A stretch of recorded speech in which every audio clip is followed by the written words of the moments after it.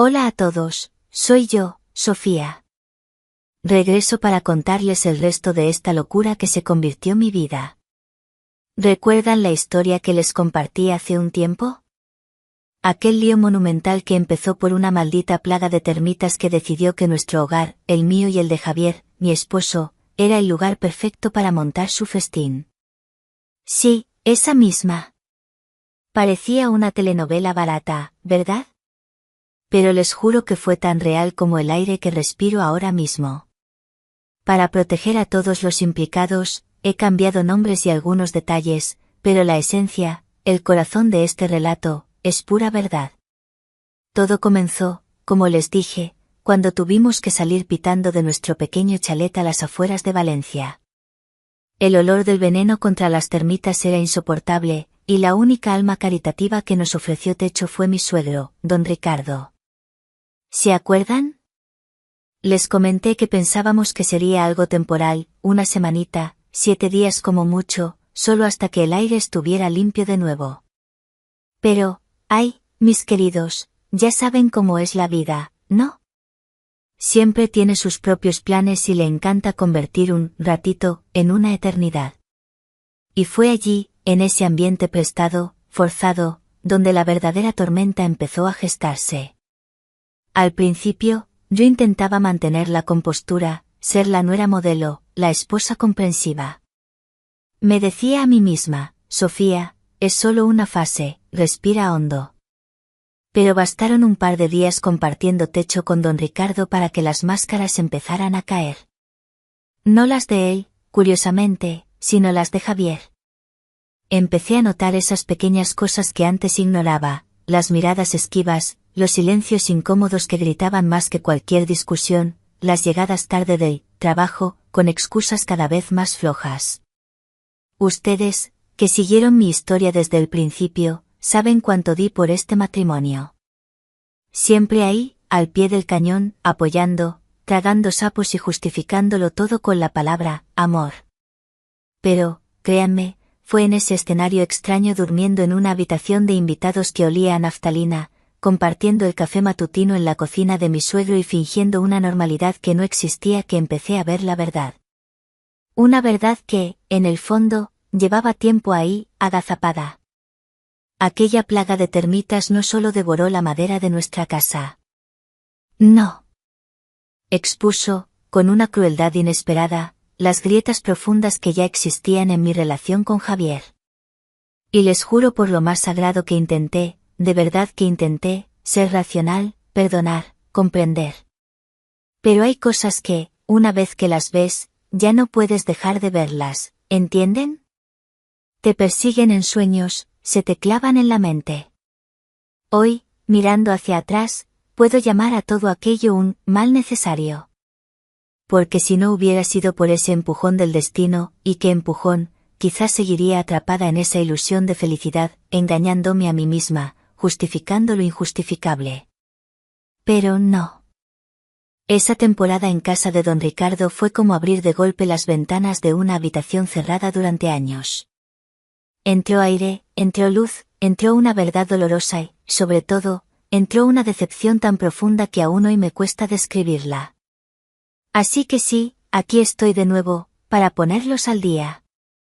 Porque sé que se quedaron con la intriga después del último capítulo. Y créanme, lo que vino después de esa estancia forzada fue mucho más que revelador. Fue un antes y un después. Yo todavía estaba intentando procesarlo todo, ¿saben? Especialmente después de aquello, de encontrar ese mensaje en el móvil de Javier. ¿Lo recuerdan? Ese mensaje que no dejaba lugar a dudas. Un tal Alex, enviándole emoticonos de fuego, piropos cargados de una intimidad que me revolvió el estómago. Fue la gota que colmó el vaso, la cereza podrida en el pastel rancio que era ya nuestro matrimonio. Pero siendo sincera, aquello fue solo el empujón final. Yo llevaba tiempo sosteniendo los pedazos, viviendo en la negación, fingiendo no ver, incluso ante mí misma. Ese día, recuerdo que Javier se había ido temprano, supuestamente a trabajar. Don Ricardo estaba en el jardín, podando sus rosales con una concentración casi monacal. Yo me quedé sola en la casa, con ese silencio pesado que a veces es más ruidoso que cualquier grito. Javier había dejado su móvil cargando en la mesita de noche. Una estupidez por su parte, o quizás un acto inconsciente de querer ser descubierto, quién sabe. Normalmente, jamás habría invadido su privacidad. Pero la duda me carcomía por dentro como las propias termitas a la madera. Mis manos temblaban, lo admito. Me acerqué despacio, como si el teléfono fuera a morderme. La pantalla estaba bloqueada, pero él siempre usaba patrones absurdamente simples. Deslicé el dedo, y se abrió. El corazón me latía tan fuerte que sentía las pulsaciones en mis sienes. Abrí la aplicación de mensajería, buscando algo, cualquier cosa que confirmara o negara mis sospechas. Y allí estaba. La conversación con Alex. No eran solo emoticonos de fuego. Eran planes, recuerdos de noches anteriores, frases con doble sentido que no necesitaban traducción. Eran palabras como, mi vida, te echo de menos, anoche fue increíble. ¿Y Javier? Javier respondía con risas, con complicidad, alimentando esa conversación prohibida. Me sentí, vacía. Como si me hubieran arrancado algo de dentro sin anestesia. Me senté en el borde de la cama, la misma cama donde tantas noches él se había girado dándome la espalda, alegando cansancio. Cansado, pensé con una amargura que me quemaba la garganta, cansado de fingir conmigo, querrás decir. Recuerdo mirar mi reflejo en el espejo del armario.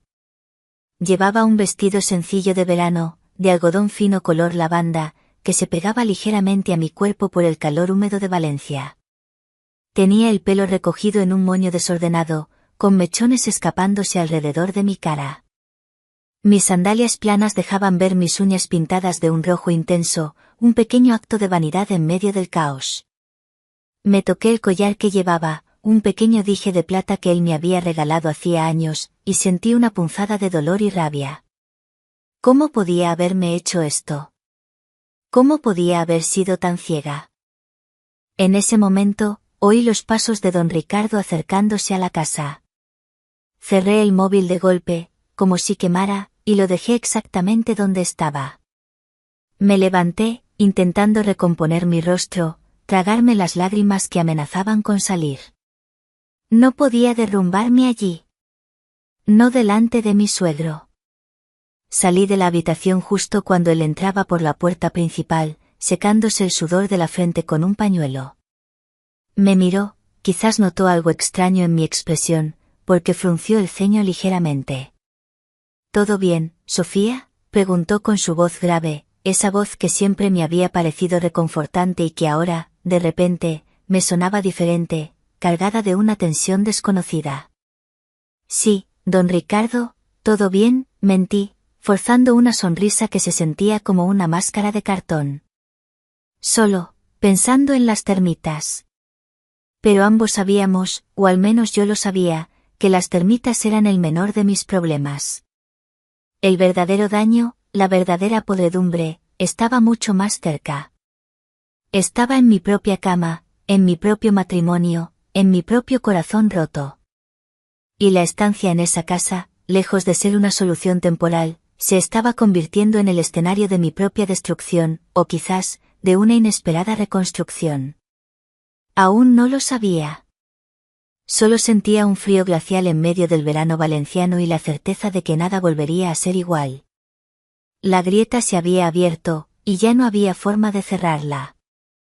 Los días siguientes a mi descubrimiento se convirtieron en una especie de baile macabro, una coreografía de silencios incómodos y sonrisas forzadas. Despertar en aquella habitación de invitados, sabiendo lo que sabía, era como tragar veneno cada mañana. El aire en el chalet de don Ricardo parecía haberse vuelto más denso, más pesado, cargado de secretos y mentiras. Mi secreto, el conocimiento de la traición. Y el de Javier, su doble vida cuidadosamente ocultada, hasta ahora. Javier seguía en su mundo. Se levantaba tarde, se arreglaba con un esmero que antes no le conocía, ¿sería para Alex? y salía con la excusa del trabajo o de resolver unos asuntos. Apenas cruzábamos palabra. Un buenos días, seco, un ¿necesitas algo?, lanzado al aire sin esperar respuesta. Era como vivir con un fantasma, un espectro que ocupaba espacio pero carecía de sustancia emocional. Y lo peor era que él parecía no notar nada, o fingía no hacerlo con una maestría digna de un actor consumado. Su tranquilidad me crispaba los nervios, me hacía hervir la sangre. ¿Cómo podía estar tan sereno sabiendo lo que yo sabía? ¿O es que acaso no le importaba en absoluto? Mis interacciones con don Ricardo, por otro lado, empezaron a cambiar sutilmente. Él seguía siendo educado, correcto, el perfecto anfitrión. Pero sus ojos parecían verme de verdad. Notaba mi tensión, mi mirada perdida, mis manos que a veces temblaban al sostener la taza de café. No preguntaba directamente, quizás por respeto, quizás por intuición, pero sentía su mirada sobre mí más a menudo. Una mirada curiosa, a veces preocupada, y otras veces había algo más, algo que me hacía desviar la vista, sentir un calor incómodo subiendo por mi cuello. Recuerdo una mañana en particular. Javier ya se había ido. Yo estaba en la cocina, intentando preparar un zumo de naranja, pero mi mente estaba a kilómetros de distancia, repasando una y otra vez los mensajes de Alex. Dejé caer un vaso al suelo, que se hizo añicos con un estruendo que me sobresaltó. Me agaché rápidamente para recoger los pedazos, sintiéndome torpe y expuesta. Llevaba unos shorts vaqueros cortos y una camiseta sin mangas blanca, sencilla, el uniforme casi obligado para el bochorno valenciano. Al agacharme, la camiseta se ahuecó ligeramente en la espalda, dejando ver la curva inferior de mi columna. Justo en ese momento, don Ricardo entró en la cocina. «Sofía, ¿estás bien?». Oí un ruido. Su voz se apagó a mitad de frase. Yo levanté la cabeza y lo vi allí, de pie en el umbral, con los ojos fijos no en el desastre de cristales, sino en mí. En mi espalda descubierta, en mis piernas flexionadas, en el desorden de mi pelo que se había soltado del moño improvisado. Fue solo un segundo, quizás dos, pero el aire se cargó de una electricidad palpable. Sentí como su mirada recorría mi piel desnuda, lenta, apreciativa. Me incorporé de golpe, sintiendo las mejillas arder. Sí, don Ricardo, no es nada. Solo torpeza mía, balbuceé, evitando su mirada, mientras recogía los últimos trozos de cristal con manos temblorosas. Él carraspeó, como saliendo de un trance. «Deja, yo te ayudo. No te vayas a cortar». Se acercó y se agachó a mi lado. Nuestras manos se rozaron al intentar alcanzar el mismo pedazo de vidrio. Fue un contacto fugaz, accidental, pero envió una corriente por todo mi brazo. Levanté la vista y me encontré con sus ojos, oscuros, intensos, a pocos centímetros de los míos. Había una pregunta en ellos, una tensión que iba más allá de la simple preocupación por un vaso roto. Sostuvimos la mirada un instante eterno, en medio del silencio de la cocina, solo roto por el lejano zumbido de la nevera. Fui yo quien apartó la mirada primero, incapaz de soportar la intensidad de ese momento no verbalizado. Él terminó de recoger los cristales en silencio, se levantó y los tiró a la basura. «Ten más cuidado, hija», dijo en voz baja, y había un matiz extraño en su tono, una mezcla de reproche y «¿algo más?». Salió de la cocina dejándome sola, con el corazón latiendo desbocado y una sensación de confusión y extraña excitación que me asustaba y me atraía a partes iguales. ¿Qué había sido eso? ¿Estaba imaginando cosas, proyectando mi propia angustia y soledad en él? Un par de días después, mientras don Ricardo había salido a hacer unos recados y Javier, como siempre, estaba ocupado, sonó mi móvil. Era un número desconocido, pero reconocí el prefijo de la empresa de control de plagas y reformas. Mi corazón dio un vuelco. Por fin. La liberación. Contesté casi sin aliento, esperando la noticia de que podíamos volver a casa. Señora García, dijo una voz profesional al otro lado. Sí, soy yo, respondí, impaciente. La llamaba de Reformas Levante. Hemos estado evaluando los daños estructurales causados por las termitas en su chalet. Hizo una pausa dramática. Yo contenía la respiración. Y me temo que no son buenas noticias. La plaga fue más agresiva de lo que pensábamos inicialmente. Ha afectado a varias vigas maestras del techo y del forjado. Están bastante podridas. No es seguro habitar la casa en estas condiciones. Sentí como si me echaran un jarro de agua helada. ¿Qué significa eso?, pregunté con un hilo de voz. Significa que necesitaremos realizar una obra mayor, señora. Hay que sustituir las vigas afectadas, reforzar la estructura. Es un trabajo considerable. Hablamos de semanas, quizás incluso un par de meses, dependiendo de lo que encontremos al abrir. Semanas. Meses. Las palabras resonaron en mi cabeza como una sentencia. Miré a mi alrededor, a las paredes de la casa de mi suegro, que de repente me parecieron las de una celda. Estaba atrapada.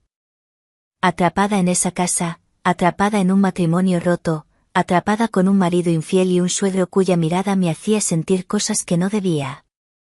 La ironía era brutal, había huido de las termitas que devoraban mi casa, solo para encontrarme con una podredumbre mucho más profunda y personal devorándome por dentro. Colgué el teléfono sintiendo una oleada de desesperación y rabia. ¿Meses? ¿Meses viviendo esta farsa? ¿Meses viendo la cara de Javier cada día, sabiendo que me mentía, que se reía de mí a mis espaldas con su amante? ¿Meses sintiendo la mirada intensa de don Ricardo, esa tensión eléctrica que crecía entre nosotros como una mala hierba? Me dejé caer en el sofá del salón, el mismo donde a veces se sentaba don Ricardo a leer el periódico. Hundí la cara entre las manos. Las lágrimas que había contenido durante días empezaron a brotar, silenciosas al principio, luego en sollozos ahogados. Lloraba por mi casa invadida, por mi matrimonio destrozado, por mi orgullo herido, por la soledad inmensa que sentía en medio de aquella casa ajena. Y lloraba también por ese miedo confuso que me provocaba la cercanía de mi suegro, por esa atracción prohibida que empezaba a reconocer en el fondo de mi ser. Mi infierno personal, lejos de terminar, acababa de recibir una prórroga indefinida. Y yo estaba allí, en medio de las ruinas de mi vida, sin saber hacia dónde correr, sintiendo como el aire a mi alrededor se volvía cada vez más denso, casi irrespirable. La confrontación con Javier era inevitable, lo sabía. Pero ahora, con la perspectiva de meses atrapada bajo el mismo techo, la urgencia se mezclaba con un pánico creciente. ¿Qué iba a pasar en esa casa durante todo ese tiempo? La noticia de que nuestra estancia forzada se alargaría por meses fue como echar sal en una herida abierta. La desesperación inicial dio paso a una rabia fría y silenciosa. No podía seguir así. No podía pasar semanas, meses, viviendo bajo el mismo techo que Javier, viendo su indiferencia, sabiendo la verdad, mientras yo me consumía por dentro. La imagen de sus mensajes con Alex, las palabras melosas, los emoticonos de fuego, todo ardía en mi memoria como brasas incandescentes. La decisión se formó en mi mente con una claridad aterradora, tenía que enfrentarlo. Ya no podía seguir fingiendo. Esperé el momento adecuado. Un par de días después, don Ricardo tuvo que ir a Valencia para unos asuntos del banco, una gestión que le llevaría toda la mañana.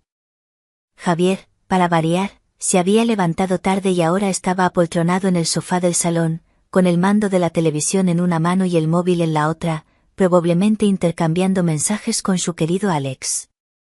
La escena me revolvió el estómago. Parecía tan tranquilo, tan ajeno a la tormenta que se avecinaba. Respiré hondo, reuniendo todo el valor que pude encontrar en las ruinas de mi autoestima. Me aseguré de mi aspecto. No por él, sino por mí. Necesitaba sentirme fuerte, dueña de la situación, aunque por dentro estuviera temblando. Me había puesto un vestido ligero pero elegante, de un color rojo vino que resaltaba mi piel bronceada. Era sencillo, de tirantes finos, y caía con suavidad, insinuando las curvas de mi cuerpo sin marcar en exceso. Me solté el pelo, dejando que mis ondas naturales cayeran sobre mis hombros.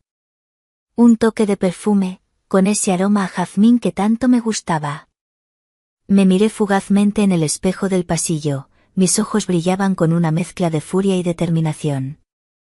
Entré en el salón. Javier ni siquiera levantó la vista de la pantalla del móvil. Me planté delante de él, bloqueando su visión de la televisión. Él suspiró con fastidio, finalmente alzando los ojos. ¿Qué pasa ahora, Sofía?, preguntó con ese tono de cansancio que tanto me irritaba. Lo miré fijamente, sosteniendo su mirada. ¿Pasa algo, Javier?, repliqué, mi voz sonando más firme de lo que me sentía. Hice una pausa, y luego solté la pregunta, cargada de una ironía amarga. Dímelo, ¿ya no te gusto? ¿Es eso? ¿De repente me encuentras menos atractiva? Y mientras lo decía, era plenamente consciente de mí misma. Sabía cómo la luz que entraba por el ventanal realzaba el color de mi vestido, cómo el tejido fino se adhería sutilmente a mis caderas, cómo el escote sencillo dejaba al descubierto la piel lisa de mi cuello y clavícula. Sabía que olía bien, que mi pelo tenía ese brillo saludable, que mis labios estaban pintados de un discreto color coral. Y sabía, maldita sea, que fea, lo que se dice fea, no estaba. Era absurdo. La pregunta era un dardo envenenado, lanzado para ver si tenía la desfachatez de inventar una excusa patética. Porque si había algo que yo sabía hacer, incluso en medio del caos, era cuidarme. Mis melones, como diría una amiga con más desparpajo, estaban firmes bajo la tela del vestido, mi cintura marcada, mis caderas generosas. ¿Cómo podía alguien cambiar esto por un lío clandestino con otro hombre? La idea era tan humillante como desconcertante. Él me miró con esa cara de paisaje que ponía últimamente, se rascó la barbilla incipiente, intentando ganar tiempo. Y entonces, soltó el clásico, el esperado: «Ay, mi vida, no digas eso. Es solo que ando muy cansado, ¿sabes? Mucho estrés en el trabajo, la presión». Su voz sonaba hueca, un disco rayado de excusas baratas. Cansado, lo interrumpí, mi voz subiendo de volumen, la rabia finalmente desbordándose. ¿Cansado de qué, Javier? ¿De fingir? ¿O quizás de morder la almohada con otro? La crudeza de mis palabras pareció golpearlo. Vi cómo palidecía, sus ojos se abrían con sorpresa, o quizás miedo. Porque lo sé todo, continué, sin poder parar. Vi los mensajes en tu móvil. Los mensajes con Alex. Sé perfectamente que me estás poniendo los cuernos, y ni siquiera tienes la decencia de hacerlo con una mujer. Es con un hombre, Javier. Grité la última frase, y el silencio que siguió fue ensordecedor. Esperaba una negativa vehemente, gritos, una escena, cualquier cosa.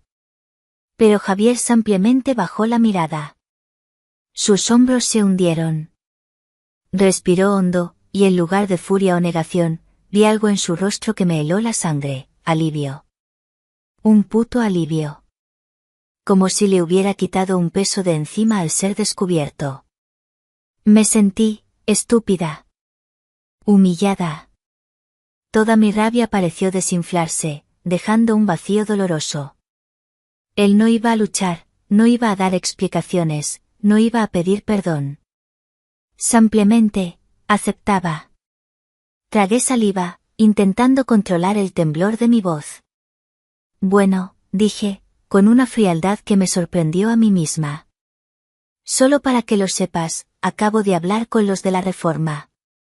Nuestra casa, la de las termitas, resulta que tiene las vigas maestras podridas. Necesita una obra grande.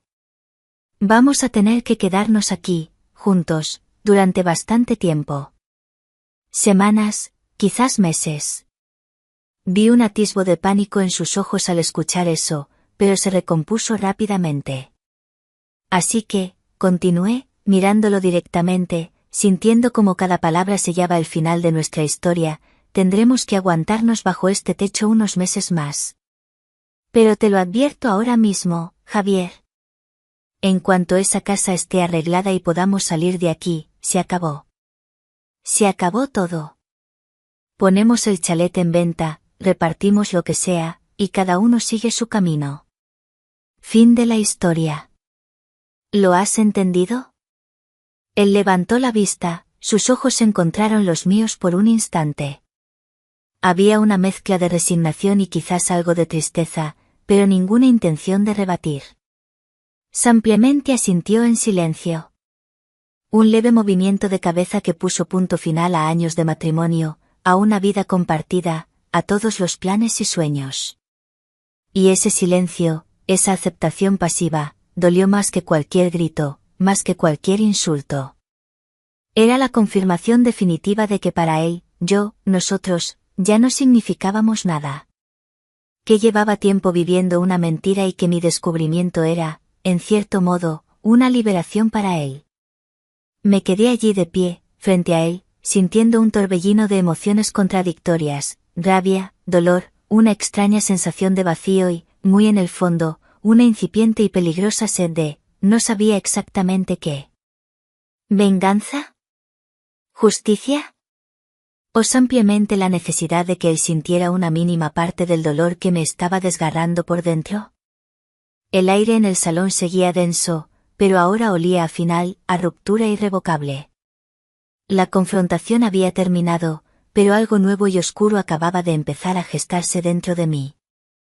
Los días que siguieron a la confrontación con Javier se instalaron en una calma tensa, casi glacial.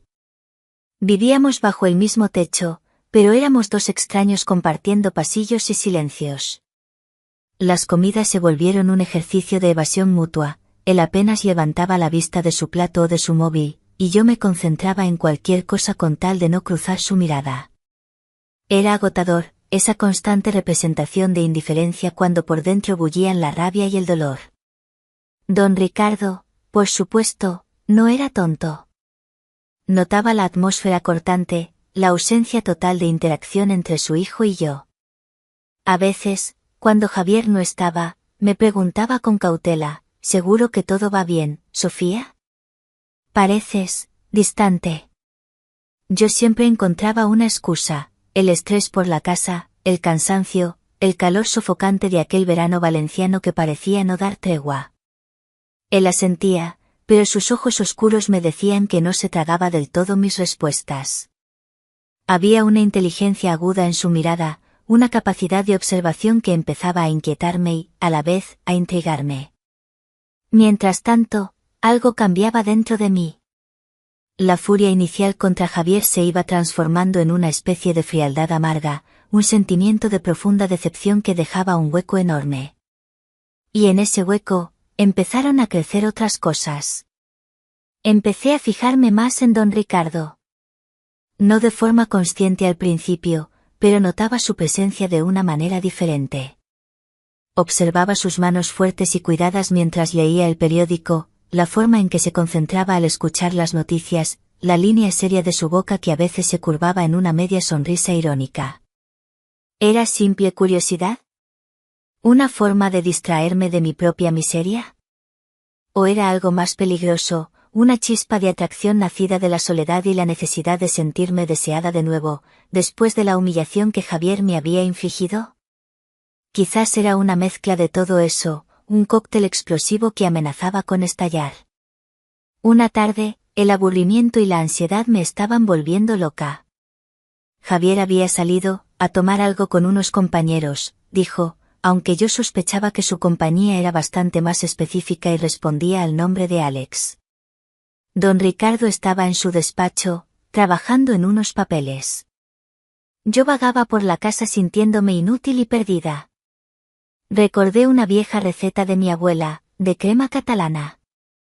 Nunca había sido una gran cocinera, más bien un desastre, pero necesitaba hacer algo, cualquier cosa, para mantener las manos y la mente ocupadas.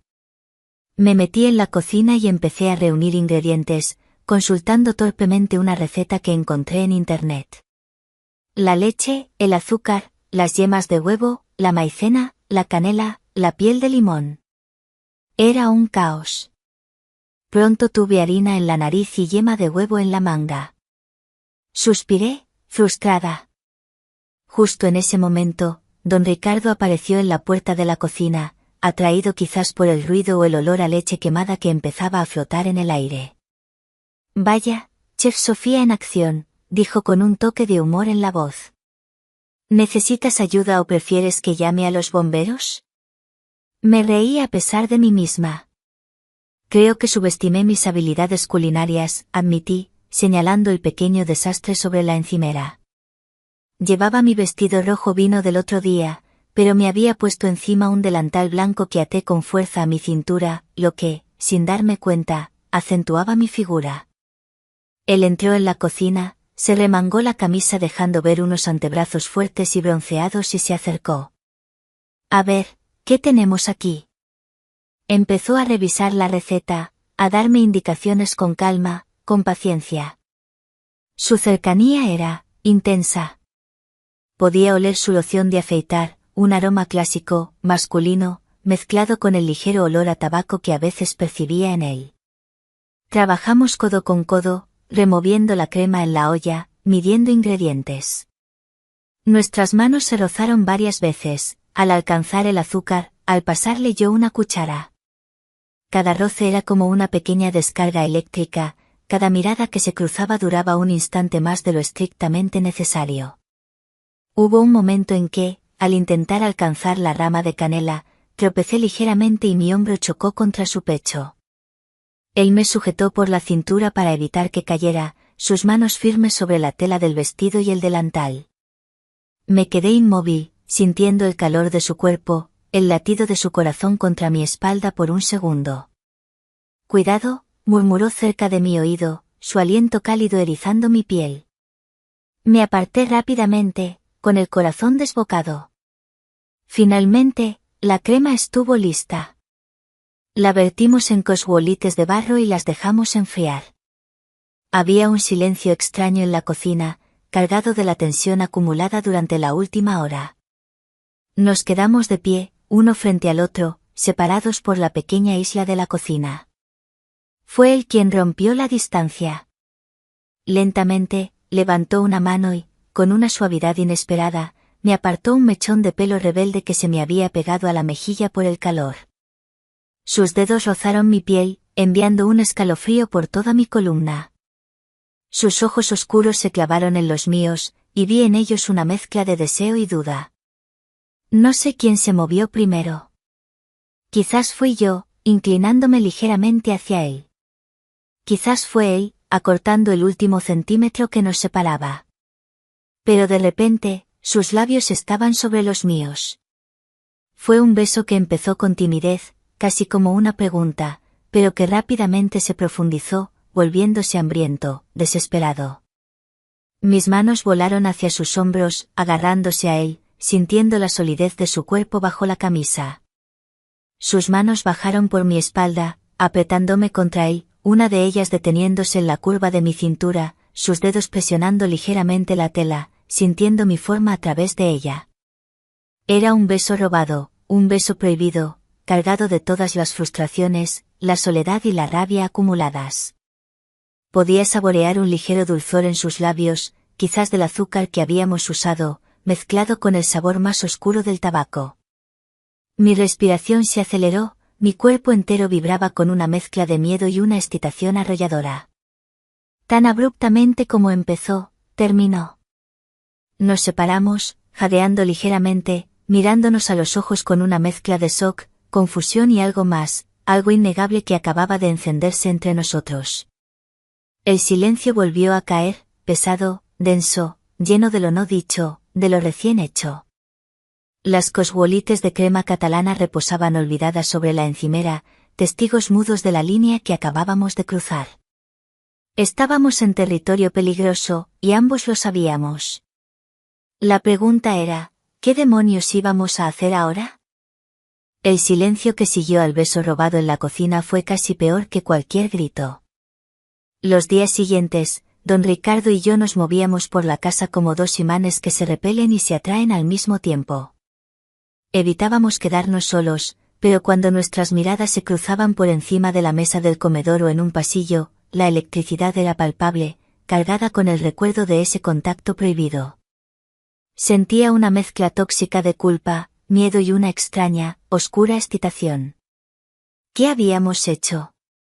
¿Y qué significaba? Él parecía tan confundido como yo. A veces lo sorprendía mirándome con una intensidad que me hacía sonrojar, otras veces parecía evitarme deliberadamente. Una mañana encontré una pequeña ensaimada de mi pastelería favorita junto a mi taza de café. No dijo nada, pero yo supe que había sido él. Ese pequeño gesto, esa atención silenciosa, en lugar de calmarme, avivó aún más la llama peligrosa que se había encendido entre nosotros. Mientras tanto, Javier seguía en su limbo de indiferencia. Su tranquilidad, su aparente despreocupación por el cataclismo que había provocado en mi vida, alimentaba mi rencor día a día. La rabia fría que sentí tras la confrontación no se disipaba, al contrario, se solidificaba, buscaba una salida, una forma de impactarlo, de hacerle sentir algo, cualquier cosa que no fuera esa apatía insultante. Y entonces, la idea empezó a tomar forma, retorcida y peligrosa. Quería que él viera. Que viera lo que había perdido, o quizás, lo que yo era capaz de hacer ahora que él me había roto. Quería herir su ego, quizás exponer su propia hipocresía.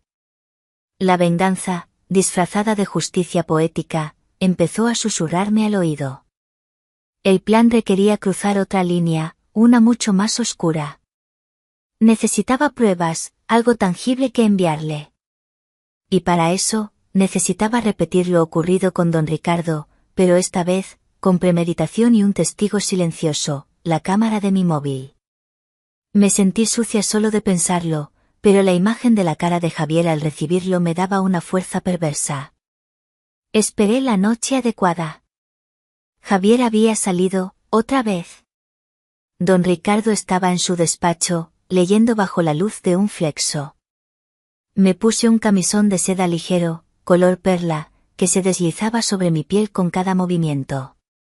No era especialmente revelador, pero la tela sugería más de lo que mostraba. Respiré hondo y fui hacia el despacho. Antes de entrar, apoyé discretamente mi móvil en una estantería cercana, en un ángulo que captaría la zona del pequeño sofá que había allí, asegurándome de que la luz tenue creara más sombras que detalles explícitos. Pulsé grabar. Entré. Él levantó la vista de su libro, sorprendido al verme allí, vestida así. No hizo falta decir mucho. La tensión acumulada, el deseo no resuelto, todo estaba en el aire. Me acerqué lentamente. Él se levantó. «Sofía», murmuró, su voz ronca. Esta vez fui yo quien inició el beso. Fue más desesperado que el primero, más urgente.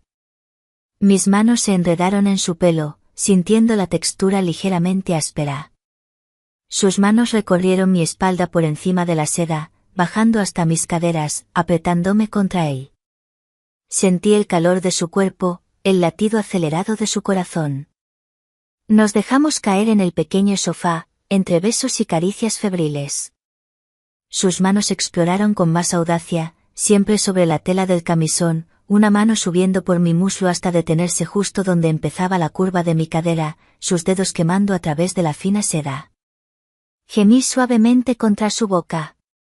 Él respondió con un suspiro ahogado, enterrando su rostro en mi cuello, su barba incipiente rozando mi piel sensible. Los sonidos eran tenues, nuestra respiración agitada, el roce de la seda, algún murmullo ininteligible. Sabía que el móvil estaba grabando esos fragmentos de intimidad robada, esos sonidos, esas sombras. Y sabía que don Ricardo, perdido en el momento, no tenía ni idea. Cuando todo terminó, y él se quedó dormido o ampliamente quieto a mi lado, me levanté con sigilo. Recogí mi móvil, detuve la grabación. Miré un fragmento, sombras, movimiento, el sonido de nuestra respiración. Era perfecto. Implícito, pero devastadoramente íntimo. La frialdad volvió a invadirme. Tenía que irme. Ahora. Fui a la habitación de invitados y empecé a meter mis cosas en la maleta, con movimientos rápidos y silenciosos. Mis manos temblaban. Saqué mi otro móvil, uno prepago que había comprado por si acaso, y escribí a mi amiga Elena, que vivía en el centro de Valencia. Amiga, necesito un favor enorme. ¿Puedo ir a tu casa?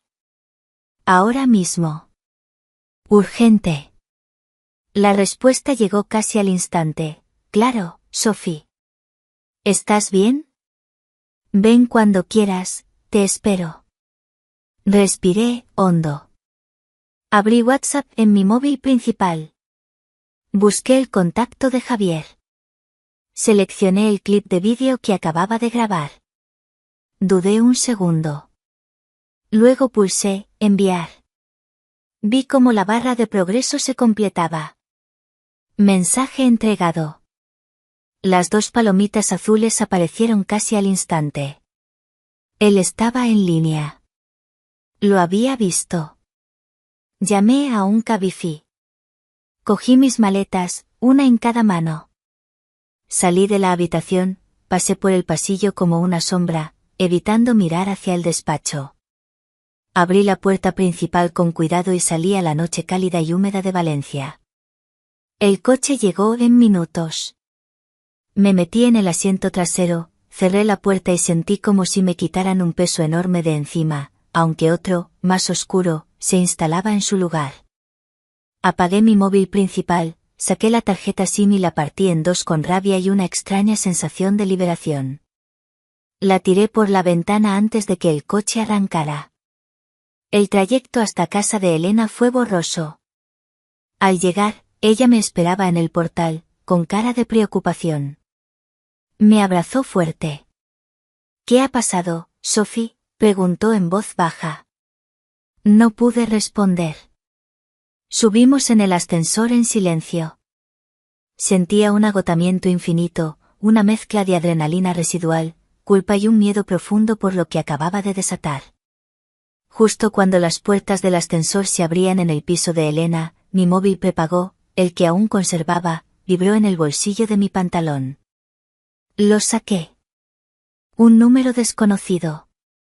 Antes de que pudiera contestar, el móvil de Elena sonó. Ella miró la pantalla y luego a mí, con los ojos muy abiertos. Es Javier, susurró. Está llamando como loco. Sofía, ¿qué has hecho? La pregunta quedó flotando en el aire denso del rellano, mientras las puertas del ascensor se cerraban detrás de nosotras, dejándome allí, en el umbral de una nueva incertidumbre, con las consecuencias de mis actos a punto de estallar. La historia había terminado un capítulo, pero otro, quizás mucho más oscuro, acababa de comenzar.